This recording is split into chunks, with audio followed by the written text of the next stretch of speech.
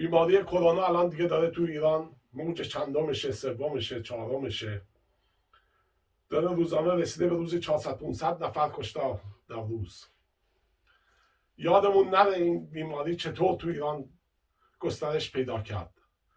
روز اولش یادتونه گفتن که در قم پیدا شده، این طلاب چینی که باعث شده اونها عامل هستن، گفتن قم رو قرنطینه کنید، گفتن توهین به معصومه میشه.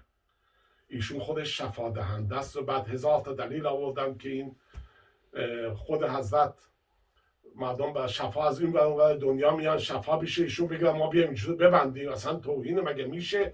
آیت الله سعیدی گندگوزی فرمودن که نه، نباید ببندیم.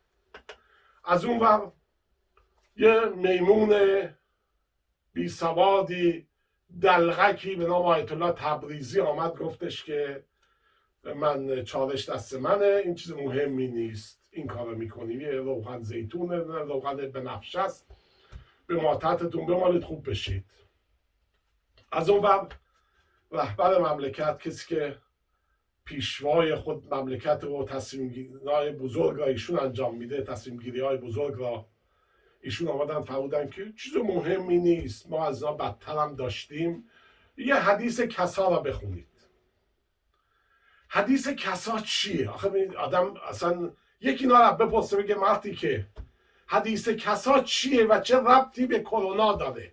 حدیث کسا اینه که روزی محمد در منزل ام سلمه خوابیده بود. در این موقع حسن آمد دید حضرت خوابیده، رفت زیر عبای حضرت که حضرت عباش رو کلش کشیده بود، خوابیده بود.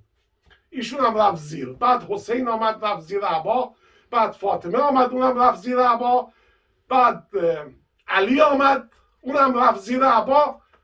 بعد محمد گفتش که اینها اهل بیت منن و اینها همه بهشتی هستن، همون کسایی که زیر عبای من هستن بهشتی هستن همشون. از اون ور ام سلمه هم آمد خیز برداشت که اونم بیا زیر عبا. حضرت گفت نه دیگه، تو دیا، تو همین که زن ما هستی کافیه، خودت میری به بهشت، دیگه احتیاج نیست تو بیای زیر عبا و این جای به خصوصیه. خب این داستان این مزخرفیه که این چه رابطه‌ای با کرونا داره؟ اینو میشه به من بفرماد آقای سیدعلی که الان خودش 8-9 ماه رفته قایم شده، این انقدر بزدلم هست، فرمانده جبهه جنگ علیه کرونا و تصمیم گیرنده نهایی در مملکت فرار کرده رفته گوشه قایم شده که حتی یه مجلس در این چیزم گرفته بود برای نمایش، مجلس برای حسین، برای 40م حسین و اینا، یک تک نفره ایشون عزاداری میفرمودند که اونم واقعا یه تئاتری بود. بعد ما باید یه مقدار این توجه داشته باشیم که خب اینا سطح شعورشون همینه، ما از اینا چه توقعی داریم؟ ما هیچ وقت نیامدیم بریم ببینیم آقا علم اینا چیه، شعور اینا چیه.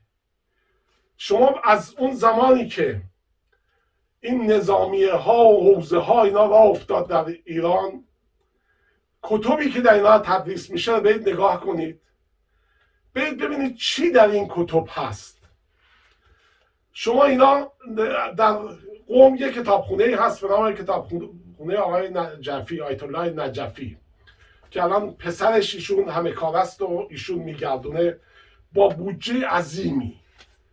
در این کتابخونه شما میبینی هزاران کتاب خطی هست. خب کتاب خطی بودنش راجع به مزخرفاتی نوشتن چه چیز مهمی میتونه باشه.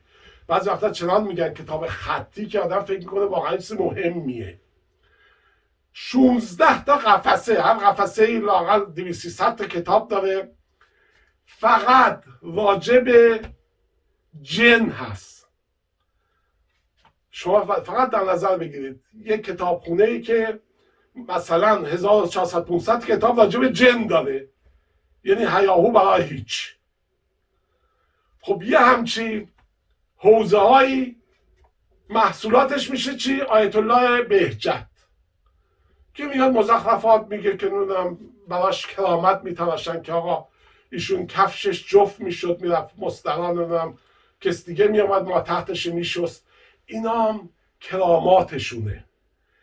علم اینها از 1400 سال که البته 1400 نمیشه گفت، میشه گفت از چون 200 سال بعد از خود محمد اولین علائم اینها ظهور پیدا کرده. افرادی مثل شیخ مفید و شیخ توسی و شیخ صدوق و اینا آمدن و داستانها درست کردن. تمام این داستانهایی هم که میبینید شما راجب حسین در کربلا و داستانهایی که راجب محمد و اینا تماما ساخته یه سری شارلاتانه که از یکیشون همین آقای مفیده که ایشون حتی کاغذ از امام زمان داره با مهر امام زمان که ایشون نماینده من آدم خوبی هم هست. شما ببین چه شارلاتانهایی. و بعدم میگم کتاب های اینها رو باید نگاه کنیم. شما الان در قرن 21 ما 10 حوزه در ایران داریم. الان هم برداشتن لوکس درست کردن، یعنی حوزه هایی درست کردن که مثل بهترین دانشگاه های دنیاست، ولی محصولش چیه؟ صفر. محصول این حوزه ها چیه؟ چه اختراع و اکتشافی تا حالا اینا انجام دادن. میگن که حالا خودشون که ما که فیزیک و شیمی نیستش که ما بخوایم اختراع و اکتشافی انجام بدیم، ما اخلاقه. خب پدر موزید اخلاق را چه کردید شما؟ شما همین نبودید که آقای فلسفی میگفتش که 2 هفته رادیو تلویزیون رو بدن دست ما ببین چه تحولی در جامعه ایجاد میکنیم.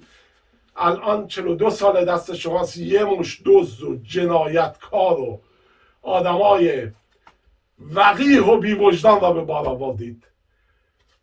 اینها کتاب هاشون رو باید رفت بررسی کرد. به اینها گفت آقا این مزخرفات چیه میخونید شما؟ این کتابایی که شما میخونید چی میده به آدم؟ شما علم جفر دارن اینا، علم کیمیا دارن اینا. آخه بابا کیمیا یک آرزو بود، یه مقطعی یه سری ابله می آمدن دنبال این بودن که از یه چیزی طلا درست کنن، از یه عنصری. بعدها الان علم ثابت کرده که آقا بگه میشه یه هم چیزی، امکان نداره. ولی اینها افرادی دارن و جالب این که اینا شخصی داشتن همین چند سال پیش هم زندگی میکرد به نام آیت الله نخودکی. ایشون متخصص علم کیمیا بوده و جالبه که همین خمینی در جوونیش، البته 40-50 ساله بوده ایشون، در کتابشون هست بخونید، میره در طویله رضا، اونجا برخورد میکنه با آقای نخودکی، میگه عرضی داشتم. نخودکی میگه من فعلا دارم نمازمو میخونم، بعد از نماز بیا ببینم چه کار داری. خمینی بعد از نماز میره سلام علیک میکنه و میگه که تو به این امام رضا قسمت میدم اگر علم کیمیا شما میدونی به ما هم یاد بده. آیت الله نخودکی رو میکنه به خمینی و میگه که ببینم اگر من این علم به شما یاد بدم دست به هر چیز زدی طلا شد، آیا میتونی گارانتی به من بدی و ضمانت کنی بدی که این را در راه خوب مصرف کنی؟ خمینی میگه نه. این میگه پس چرا میخوای یه چیزی بگه دست بیاری که برات مشکل ساز بشه؟ بیا من یه چیز دیگه نشونت بدم که از کیمیا بهتره. میگه چیه؟ بعد شرح میده آیت الکرسی رو بخون، نمیدونم تا فلان آیش، از اونجا به بعد 50 تا صلوات بفرست و بعد فلان کن و بعد بهمان. اینا کتابای ایناست. زیارتنامه هاشون رو بخونید که بزرگان اینا، علامه هلی و مجلسی رو کتاباشون رو بخونید. جز مزخرفات هیچی نیست. همین هم است که اینها توقف دادن به علم در مملکت ما. نه علمی تولید شده هزاران ساله، صدها ساله، و نه معرفتی. هیچی نیست. مشتی آدم اراذل اوباش که در این حوزه ها میلولن کرموار بر خودشون، نه بیشتر. AvaGebuch.com